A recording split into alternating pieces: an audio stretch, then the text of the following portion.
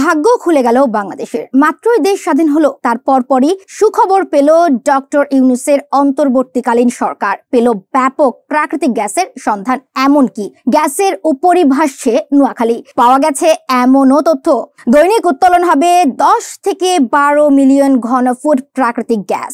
এবার কি তাহলে গুজবে গ্যাসের কষ্ট? কলকারখানায় মুজবে গ্যাসের ঘাটতি? বাংলাদেশের কোন এলাকায় পেল এত গ্যাস? চলুন জেনে নেই সবকিছু বিস্তারিত বাজ নিউজের এই প্রতিবেদনে। নুন আনতে পান্তা ফোড়ায় প্রবাদের মতোই জ্বালানি আমদানিতে রিজার্ভও তলানিতে। হিমশিম খাচ্ছে সরকার। লক্ষ্যমাত্রা থেকে কম জ্বালানির কারণে দেশে ব্যাহত হচ্ছে বিদ্যুতের চাহিদা, কমছে কলকারখানার উৎপাদন, যার প্রভাব পড়ছে অর্থনীতিতেও।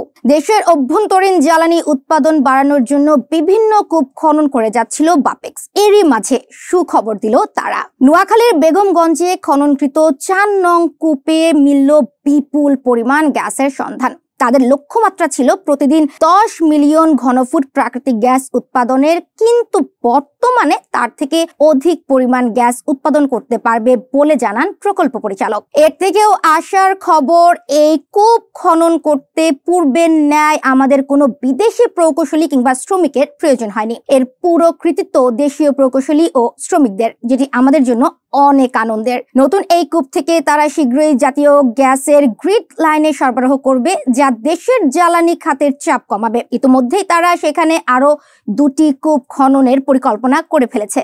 দেশের এই ক্রান্তি লগ্নে বাপেক্সের সুখবর যেন জ্বালানি আমদানিতে রিজার্ভ নিয়ে দুশ্চিন্তা নতুন সরকারের অনেকটাই কমিয়ে দিল। আনন্দে ভাসছেন সাধারণ জনগণ এবং ব্যবসায়ীরাও। তারা আশা করছেন বিদ্যুৎ এবং কলকারখানাগুলোর উৎপাদন বাড়বে, অর্থনীতি হবে চাঙ্গা। এই খুশির খবরটি শেয়ার দিতে ভুলবেন না কিন্তু। দেখছিলেন বাজ নিউজ। ধন্যবাদ।